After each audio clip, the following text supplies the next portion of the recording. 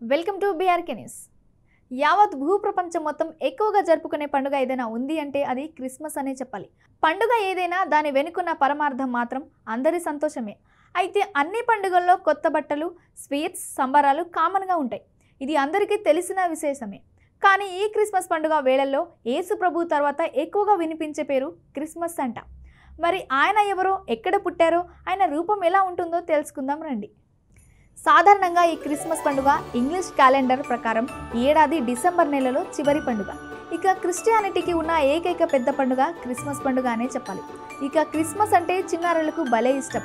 ఈ క్రిస్మస్ పండుగ వేళ తమ పిల్లలకు కుటుంబ సభ్యులు, పెద్దలు పిల్లలకు ఏమి ఇష్టమో వాటిని ఈ పండుగ రోజు బహుమతి ఇచ్చి సర్ప్రైజ్ చేస్తుంటారు.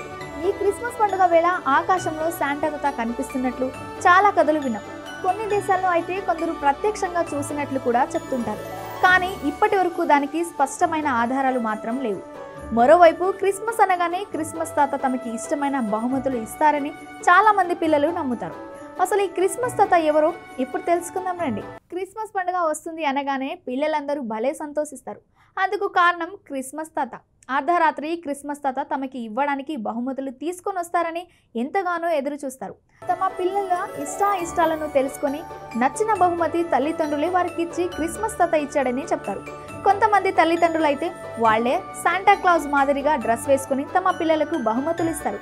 అవి తీసుకొని పిల్లలు చాలా సంబరపడిపోతారు. క్రిస్మస్ రోజు ఆయన అందరికీ గిఫ్టులు ఎందుకు ఇస్తాడో తెలుసుకుందాం. శాంటా క్లాజ్ క్రిస్మస్ తాత రూపం కూడా చాలా ముద్దుగా ఉంటుంది. తెల్లటి గడ్డం, పెద్ద పొట్ట, ఎరుపు తెలుపు కలిపి ఉన్న దుస్తులు ధరించి చేతిలో కర్ర పట్టుకొని ఉంటాడు. క్రిస్మస్ చెట్ల అలంకరణలో క్రిస్మస్ తాత చేతిలో ఉన్న కర్ర కూడా డెకరేట్ చేస్తారు. ఇంతకీ అసలు ఎవరు ఈ క్రిస్మస్ తాత? పిల్లలందరికీ ఆయన అంటే ఎందుకంత ఇష్టం? ఆయన పేరు సెయింట్ నికోలస్. ఆయన క్రీస్తు శకం 280 సంవత్సరానికి చెందినవారు. అతను చాలా ధనవంతుడు. తండ్రి నుంచి వచ్చిన ఆస్తి పేదవారికి, అవసరంలో ఉన్న వారికి దానం చేసేవారు నికోలస్.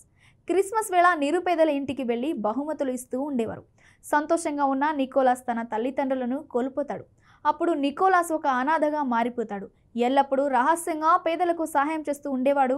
రహస్యంగా బహుమతులు ఇచ్చి సంతోష పెట్టాలని ప్రయత్నించి దుఃఖాన్ని మరచిపోయేవాడు.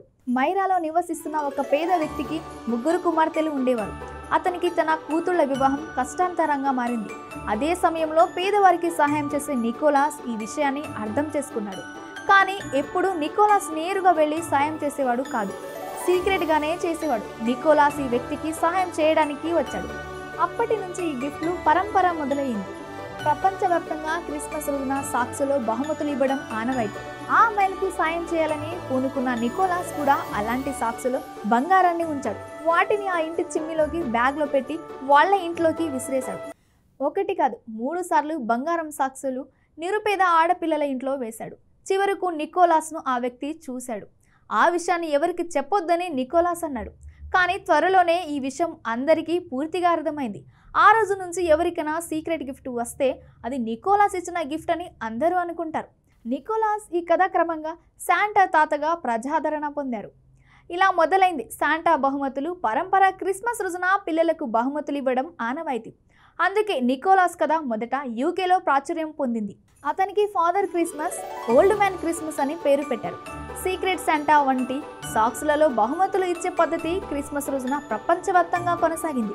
శాంటా అంటే క్రిస్మస్ తాత పిల్లలకు బహుమతులు ఇవ్వడంలో అమెరికా, యూరోప్ దేశాలలో నికోలస్ గురించి మాట్లాడుకోవడం మొదలుపెట్టారు. కొంతమంది ధనికులు కూడా పేదవారికి క్రిస్మస్ రోజు బహుమతులు ఇవ్వడం చేశారు. క్రిస్మస్ రోజు కూడా శాంటా క్లాజ్ బహుమతులు ఇస్తాడని పిల్లలు నమ్మడం మొదలుపెట్టారు. నికోలస్ ఆ విధంగా శాంటా క్లాజ్గా మారిపోయాడు. 19వ శతాబ్దం నుంచి క్రిస్మస్ నాడు బహుమతులు ఇవ్వడం ఆచారంగా మారిపోయింది. షాపింగ్ మాల్స్, స్టోర్స్లో కొంతమంది శాంటా క్లాజ్ మాదిరిగా డ్రెస్ వేసుకొని పిల్లల్ని అందరినీ ఆట పట్టిస్తుంటారు. 1822లో క్లైమేట్ క్లార్క్ మూర్ అనే కవి an account of a visit from Saint Nicholas అనే కవిత రాశారు. 8 రైన్డీర్లు లాగుతున్న స్లే మీద ఎక్కి కూర్చొని ఒక ఇంటి మీద నుంచి మరొక ఇంటి మీదకు ఎగురుతూ పిల్లలకు బహుమతులు ఇస్తాడని చెప్తూ ఆ పోయంలో వర్ణించింది. 1881లో ఓ కార్టూనిస్ట్ గీసిన కార్టూన్ శాంటా క్లాజ్ రూపంగా బాగా పాపులర్ అయింది. క్రిస్మస్ పాటలో జింగిల్ బెల్స్ పాట బాగా ప్రాచుర్యం పొందింది. ఈ పాట వస్తున్నప్పుడు శాంటా క్లాజ్ అందరికీ బహుమతులు ఇచ్చినట్లు అనేక వీడియోలు చూసే ఉంటారు. ప్రపంచవ్యాప్తంగా ఎంతో ప్రసిద్ధిగాంచిన ఈ పాట నిజానికి క్రిస్మస్ పాట కాదు. ఈ పాటని జేమ్స్ లాట్ బెల్ రచించారు. థ్యాంక్స్ గివింగ్ డే కోసం ఈ పాట రాశారు. కానీ ఇది క్రిస్మస్ పాటగా బాగా ఫేమస్ అయిపోయింది.